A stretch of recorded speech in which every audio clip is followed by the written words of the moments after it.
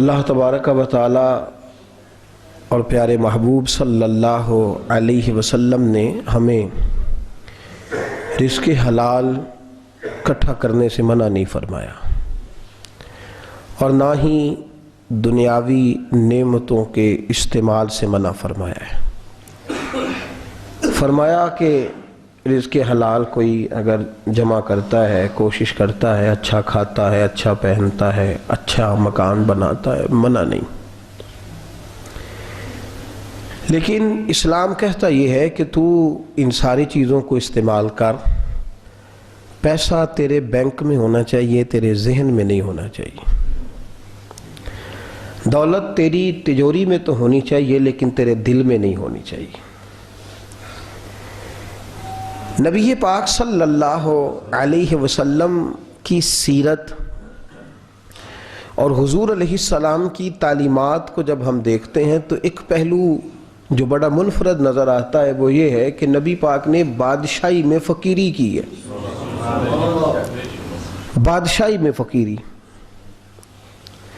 اللہ کریم نے قرآن مجید میں اس کا انداز بیان فرمایا ہے۔ رب فرماتا ہے کہ ایک ہوتا ہے کسی بادشاہ کا بیٹا، کسی امیر کبیر وزیر کا کسی سے تعلق ہوتا ہے، وہ اکڑا اکڑا پھرتا ہے کہ میرے بڑے تعلق ہیں، میں بڑا روابط اور رشتوں والا ہوں۔ فرمایا وعباد الرحمن، وہ جو رحمان سے رشتہ رکھنے والے، وہ جو رحمان کے بندے ہیں جن کا اللہ سے تعلق ہے، الذین یمشون علی الارض ہونا، فرمایا جن کا رحمان سے رشتہ ہے وہ جب زمین پہ چلتے ہیں تو عاجزی کے ساتھ چلتے ہیں۔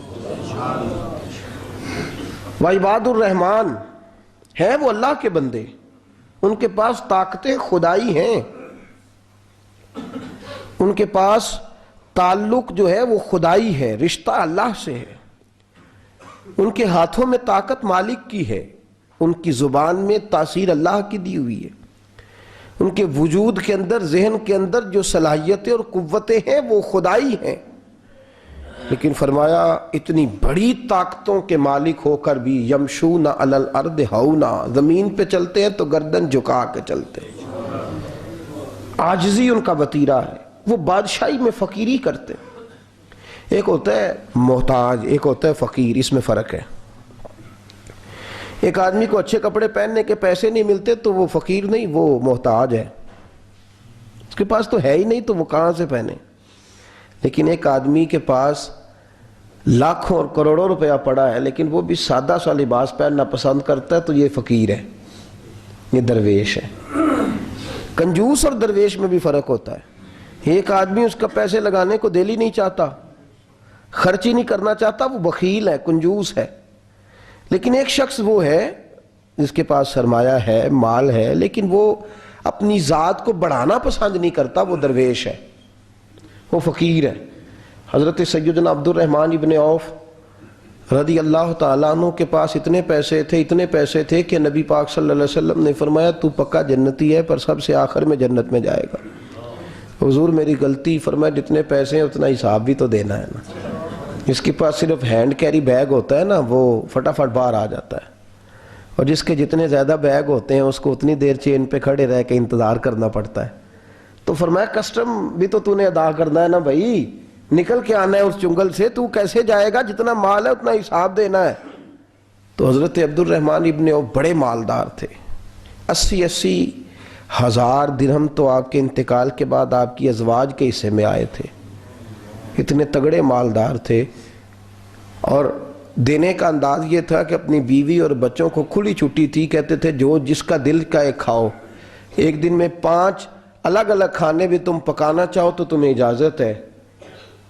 کنجوس نہیں تھے، بخیل نہیں تھے، لیکن خود جب کھانا کھاتے تھے تو دال کو پیس کر شوربہ بنا کر اس میں روٹیاں بھگو کے کھاتے تھے۔ تو لوگ پوچھتے کہ جناب ہمارے لیے سارا کچھ ہے، بخیل بھی آپ کوئی نہیں، مالدار بھی، یہ کیا کر رہے ہیں؟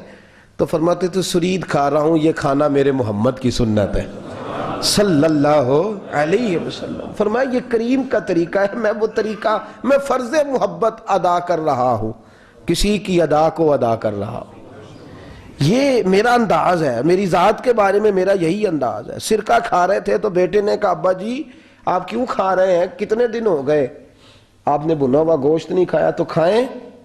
فرمانے لگے بیٹے کل لقمہ اٹھایا تھا گوشت کھانے کو تو مجھے اپنے نبی کا فقر یاد آ گیا، مجھے رسول رحمت صلی اللہ علیہ وسلم نے وہ جو مہینہ کھانا نہیں کھایا وہ یاد آیا ہے، تو حضور کی وہ چیزیں مجھے ان اعلیٰ غذاؤں میں مبتلا ہونے نہیں دیتی، تمہیں اجازت ہے